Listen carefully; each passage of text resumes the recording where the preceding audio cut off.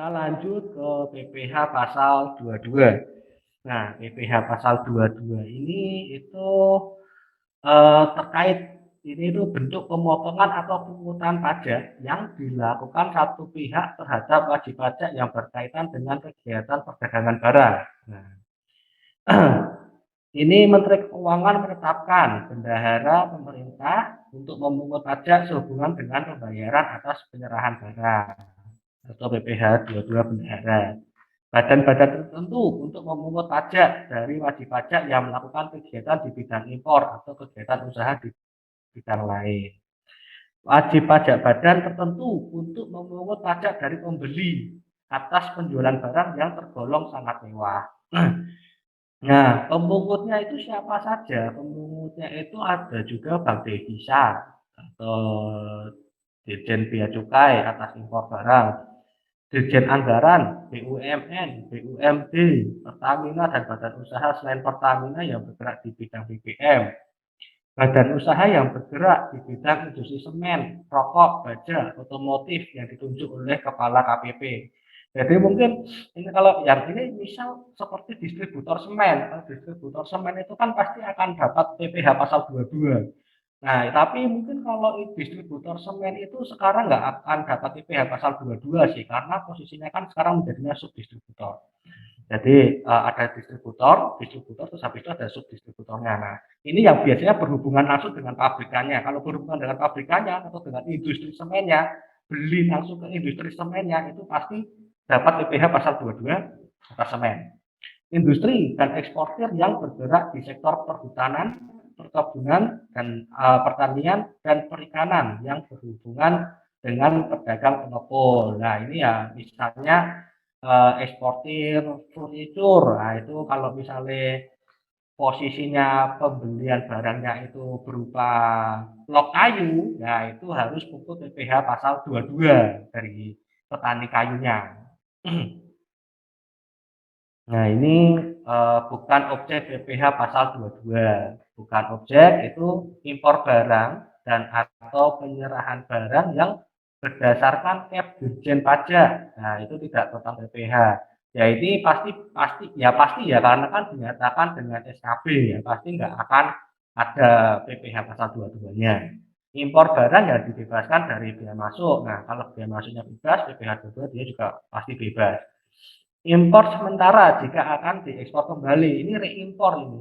Jadi ada kita ekspor, terus habis itu posisinya barang tersebut di luar negeri misalnya itu mengalami kerusakan, di mana buyer kita meminta untuk perbaikan. Nah, kita itu akan melakukan impor dan mengekspor kembali. Itu bisa pengajuan untuk pembebasan PPh pasal 22-nya. Terus habis itu pembayaran atas penyerahan barang yang dibebankan kepada belanja negara atau daerah yang meliputi jumlah kurang dari 2 juta itu tidak dikenakan PPh pasal 22. Ini ya misalnya ada bendahara beli ke tempat Bapak Ibu itu cuma 1 juta, nah itu pasti dipastikan tidak akan dikenakan PPh pasal 22.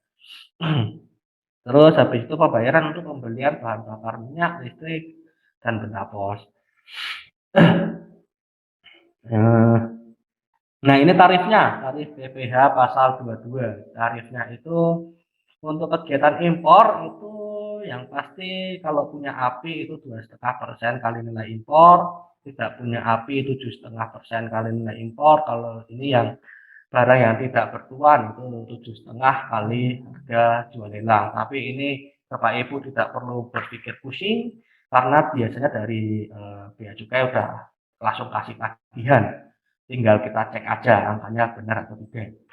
Nah, pembelian barang yang dilakukan oleh DJPB atau bendahara pemerintah BUMN atau BUMD. Nah, ini 1,5% kali harga pembelian. Ini PPh 22 atas transaksi dengan bendahara. Jadi kalau ada bendahara sekolah ataupun apa itu desa atau dia bendahara desa ataupun bendahara pemerintah itu yang transaksi melakukan pembelian yang pasti harus di atas 2 juta ini, harus di atas 2 juta, itu dia pasti akan untuk pungut PPh 22 1,5%. Nah, kalau misalnya bendaharanya tidak pungut, mungkin lupa. Nah, itu diingatkan, ada kewajiban hal-hal seperti itu. Nah, ini ada penjualan hasil produk kertas, semen, baja, otomotif. Nah, ini bisa final dan tidak final. Jadi nanti tolong kalau Bapak Ibu menerima PPh pasal 22 bukti pungutan itu dicek lagi di bagian bukti pungutan itu dia final atau tidak final. Nah, ini kalau kertas ini ya misalnya tisu ataupun mungkin kertas yang kita print buat keseharian di kantor itu kalau kita beli langsung ke industrinya itu pasti dikenakan PPh 22 pungutan 0,1%. Semen juga seperti itu 0,45%, baja 0,3%, otomotif 0,45% DPP PPN. Nah, nah, hasil produk migas tarifnya 0,25% dari penjualan tidak termasuk PPN untuk penjualan kepada stasiun pengisian bahan bakar umum yang menjual BBM yang dibeli dari Pertamina atau anak usaha Pertamina. 0,3% dari penjualan tidak termasuk PPN untuk penjualan kepada stasiun pengisian bahan bakar umum yang menjual bahan bakar minyak yang dibeli selain dari Pertamina atau anak perusahaan Pertamina. 0,3% dari penjualan tidak termasuk PPN untuk penjualan kepada pihak yang dibeli dari Pertamina maupun selain dari Pertamina atau anak usaha Pertamina. Nah, ini 0,3% dari penjualan tidak termasuk PPN untuk bahan bakar gas, 0,3% dari untuk pelumas. Nah, untuk ini ada pembelian bahan untuk industri itu 0,25% dari harga pembelian tidak termasuk PPN untuk keperluan industri atau ekspor dari pedagang pengepul. Jadi 0,25% ini tadi itu keterkaitannya adalah dengan ini. Industri dan eksportir yang bergerak di sektor perhutanan, perkebunan, pertanian, dan perikanan yang berhubungan dengan pedagang pengepul. Itu harus ada pungutan PPh pasal 22. Jadi mungkin Bapak Ibu yang bergerak di bidang industri atau eksportir yang melakukan pembelian ke pengepul atau ke perkebunan, perhutanan, pertanian yang dia tidak melewati proses industri terlebih dahulu. Misalnya kalau kita tadi industri furnitur itu kita belinya lokal kayu. Nah, itu kita wajib itu PPh 22. Tapi kalau kita belinya itu wood plank atau misalnya bukan lok kayu dalam artian itu udah melewati proses industri lain terlebih dahulu itu tidak dikenakan pungutan 22 seperti itu. Nah, untuk pungutan 22 ini sendiri itu nanti kalau yang lawan transaksi kita itu tidak punya NPWP itu kita 100% lebih tinggi. Jadi ini tarifnya 0,25% nanti jadi 0,5%. Jadi misalnya kita beli lok kayu 1 juta ya nanti kita harus pungut 0,25% dari 1 juta kalau dia punya NPWP. Masih kurang jelas atau gimana ini? Jadi posisinya kalau untuk 0,25% untuk pembelian bahan untuk industri ini sendiri yang mungkin banyak banyak di lapangan terjadi ya. Dalam artian itu mungkin banyak usaha-usaha atau mungkin yang melakukan hal ini. Nah, itu mungkin pada saat ini mungkin belum melakukan pungutan hal ini, itu mungkin eh, disegerakan daripada nanti menunggu himbauan atau eh, surat cinta dari kantor pajak.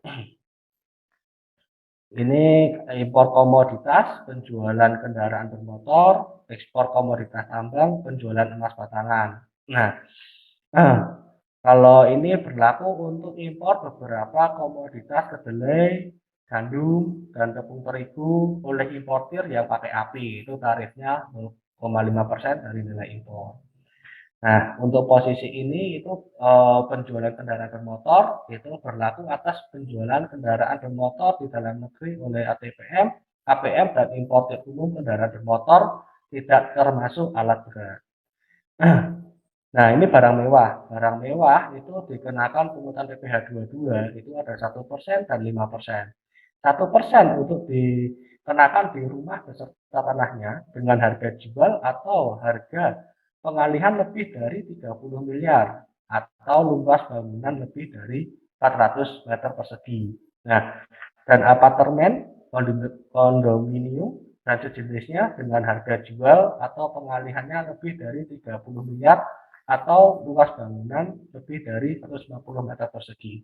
Untuk PPh 22 yang 5% itu kalau ada pembelian bara-bara pesawat, terbang pribadi dan helikopter, kapal pesiar, dan sejenisnya, kendaraan bermotor roda 4 menggunakan roda 4 pengangkutan orang kurang dari 10 orang berupa sedan, jeep, dengan harga jual lebih dari 2 miliar atau dengan kapasitas silindernya 3000 cc.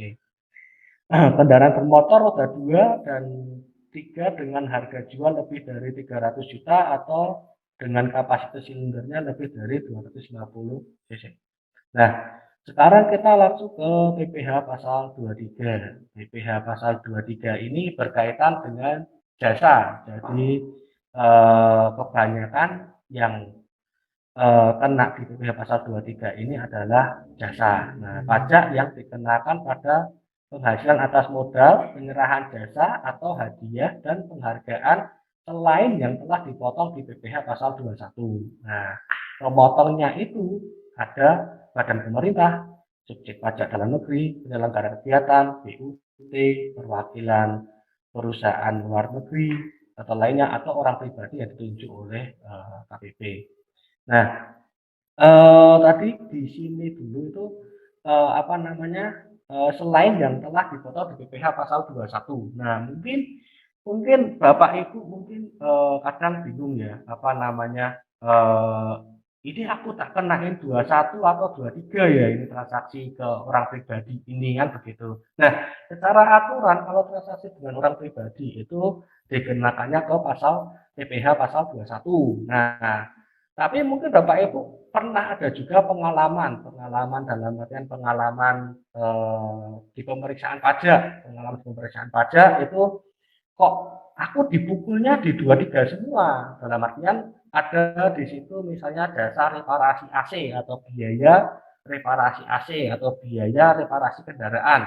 Tapi dipukulnya di 23 semua, kok nggak di breakdown ke 21 dan 23 karena kan kemungkinan di situ servis AC menggunakan jasa orang pribadi. Nah, itu tergantung dari Bapak Ibu membutuhkan atau memberikan rincian nanti pada saat ke kantor pajaknya. Nah, kalau rincian Bapak Ibu itu jelas dalam artian itu misalnya nih rincian di biayanya tanggal sekian, servis AC ke Viko. Nah, itu nanti mungkin dari kantor pajak akan memberikan untuk dikenakan ke 21. Tapi kalau di rincian cukup besarnya hanya menamakannya berupa servis AC dengan nomor aktiva berapa atau servis AC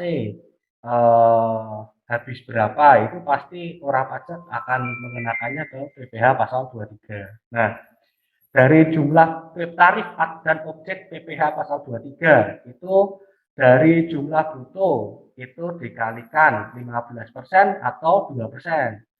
Nah, kalau 15% sendiri itu dikenakan dividen, bunga, royalti, hadiah, penghargaan, dan bonus. Nah, terus yang 2% itu yang sewa dan penghasilan lain sehubungan dengan penggunaan harta. Nah, tapi ini yang selain sewa tanah dan bangunan, misalnya nyewain motor ataupun nyewain mesin itu eh, atas penghasilan tersebut itu harus dipotong PPh pasal 23 2%. Nah, kalau tidak punya NPWP gimana? Kalau tidak punya NPWP ya nanti 100% lebih tinggi. Jadi kalau nanti eh, kasih bunga ke orang yang tidak punya NPWP ya nanti tarifnya 30%.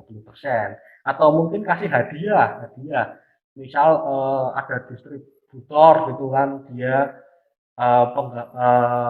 lagi gencar-gencarnya kasih hadiah ke customer-customer-nya. Nah, itu bisa kena objek PPh pasal 23 15%. Nah, kalau nggak punya EPP gimana tuh? Kalau tokonya itu nggak punya EPP ya pasti akan dipukul 30% karena tidak punya EPP.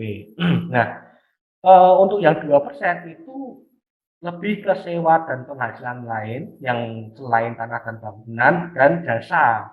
Nah, jasa di sini banyak sekali. Ada jasa teknik, manajemen, konstruksi, konsultan. Nah, ini banyak banget, banyak sekali nih untuk penerapan jasa di sini tuh.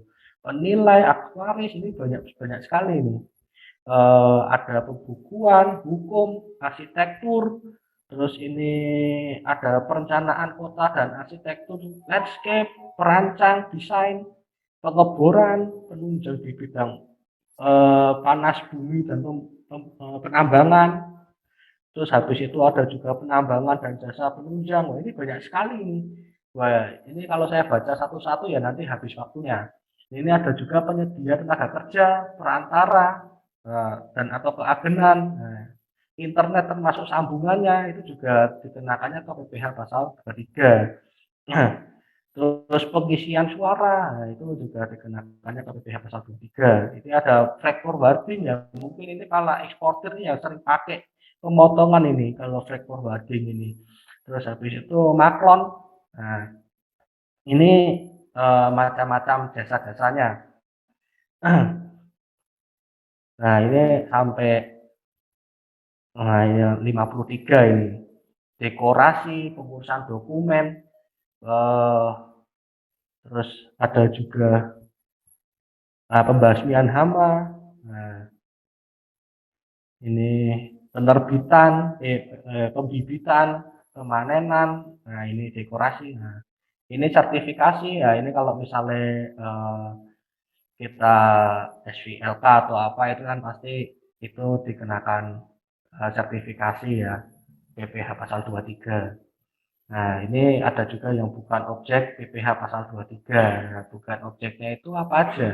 Ya, itu penghasilan yang dibayar atau terutang kepada bank. Itu tidak bukan objek PPh pasal 23. Misalnya kita ada bunga, nah, bunga bank itu kita tidak perlu potong PPh pasal 23-nya. Jadi itu tidak bukan objek.